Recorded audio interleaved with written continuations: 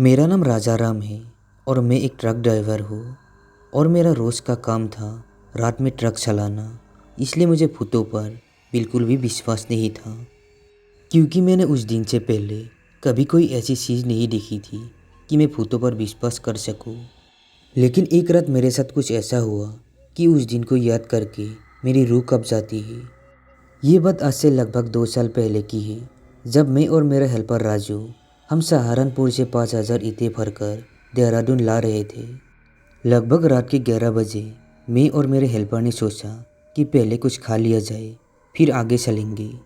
इसलिए मैंने हाईवे के बगल में एक ढाबा था, उसमें जाकर अपना ट्रक खड़ा किया और फिर वही खाना खाकर जैसे ही हम सब उठकर जाने लगे, तभी उस ढाबे वाले ने मुझसे पूछा, अरे भाई साहब, किस ओर जा रहे हो? मैंने उसके बात का जवाब दिया, अरे भाई जी, बस देहरादून तक ही जाना है। मेरी बात सुनकर उसने अपनी घड़ी में टाइम देखा और कहा, उस्ताद, रात के 12 बजने ही वाले हैं, कुछ देर ही रुक जाओ, रात के 1 बजे के बाद चले जाना। उसकी बातें सुनकर मुझे बड़ा ही अजीब लग रहा था, इसलिए मैंने कहा, क्यों भाई जी? तभी उस ढाबे वाले ने कहा, क्योंकि कोई भी रात के 12 बजे के बाद 1 किलोमीटर आगे जो बरगद का पेड़ है, उसे कोई पार नहीं कर सकता। मैंने बहुत खड़े खड़े उस ढाबे वाले की सारी बातें सुनने के बाद कहा, अरे नहीं भाई जी, मैं नहीं रुक सकता, मुझे देहरादून जल्दी पहुंचना है। वैसे भी मुझे इन सब बातों पर बिल्कुल भी विश्वास नहीं है। मैं इतना बोलकर ट्रक की ओर जाने को जैसे ही मुड़ा, तभी उस ढाबे वाले ने मुझे फिर से एक बार कहा, तुम जा तो रहे हो, लेकिन उस बरगद के पेड़ को पार नहीं कर सकते। मैंने उसको जवाब देते हुए कहा, चलो देख लेंगे।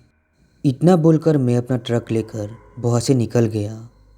मैं अभी ढाबे से लगभग आधा ही किलोमीटर आगे गया होगा कि तभी मैंने देखा कि पुलिस ने रास्ता बंद कर दिया है। मैं थोड़ा और आगे गया और अपने ट्रक का शीशा नीचे करके बोला, क्या हुआ सर जी, रास्ता क्यों बंद है?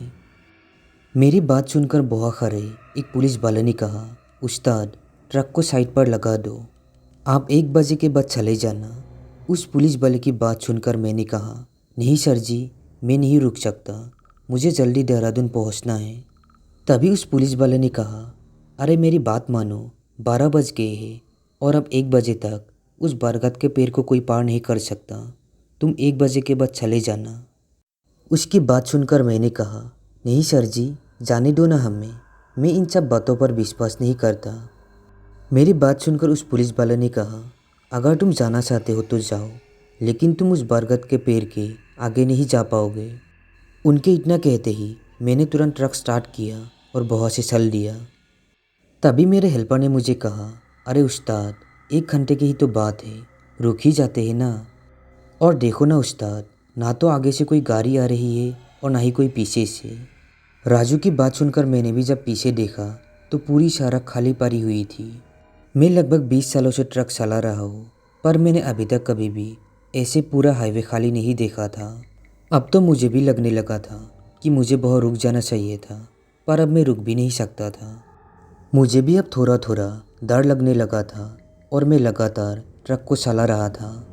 तभी एकदम से सब उल्टा हो गया और मेरा सिर सीधा ट्रक की छत में लगा। बाहर का सब नज़ारा उल्टा दिख रहा था। मुझे कुछ भी समझ में नहीं आ रहा था कि ये क्या हुआ। तभी राजू ने मुझसे कहा, उस्ताद, अपना ट्रक पलट गया है। लेकिन ऐसे कैसे हो सकता है, क्योंकि हमारा ट्रक तो बिल्कुल सही तरीके से चल रहा था और ना ही हमारे ट्रक का कोई एक्सीडेंट हुआ था। मैं और राजू किसी तरह ट्रक से बाहर निकले तो हमारी आंखें फटी की फटी रह गई। मुझे तो अपनी आंखों पर विश्वास ही नहीं हो रहा था, क्योंकि हमारा ट्रक बिल्कुल उल्टा हो गया था। तभी राजू ने मुझसे कहा, उस्ताद, वो देखो। मैंने पीछे मुड़कर देखा तो हमारा ट्रक कहीं और नहीं बल्कि उसी बरगद के पेड़ के सामने पलटा हुआ था। हमें वहाँ पर कोई भी नहीं दिख रहा था, इसलिए मैंने और राजू ने ट्रक से अपना बिस्तर निकाला और पास में जो दुकानें बनी हुई थी उनके बाहर जाकर लेट गए। हम सो ही रहे थे कि तभी किसी ने हमें अपने हाथों से हिलाकर उठा दिया।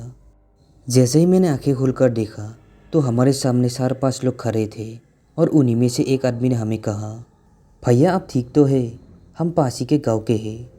हमें पता चला था कि कोई ट्रक रात के 12 बजे के बाद यहाँ आ रहा है, इसलिए 1 बजने के तुरंत बाद हम यहाँ आ गए।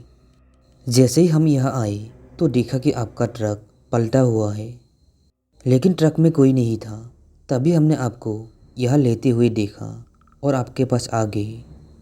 आपकी किस्मत अच्छी थी जो आप बच गए। मैं और राजू बौखलाए थे, बस उनकी बात सुन रहे थे और उनकी बातें सुनकर बस यही लग रहा था ज़रूर कोई अच्छा काम किया होगा कि तभी हम लोग बच पाए। तभी गांव के एक आदमी ने कहा कि इस 1 किलोमीटर के अंदर कहते हैं कि कोई देव रहते हैं और रात के 12 बजे के बाद उसके बच्चे सड़क पर खेलने आते हैं। इसलिए वो देव वहाँ कोई भी गाड़ियाँ आने नहीं देते और 1 बजने के बाद उनके बच्चे जब खेल कर जाते हैं तब कोई भी आ जा सकता है। उस रात मैंने और राजू ने किसी तरह कट ली और अगली सुबह क्रेन बुलाकर ट्रक को सीधा किया और हम वापस देहरादून आए। तो दोस्तों, हमारी आज की ये कहानी कैसी लगी कमेंट में ज़रूर बताना। साथ ही मेरे चैनल को सब्सक्राइब ज़रूर करना।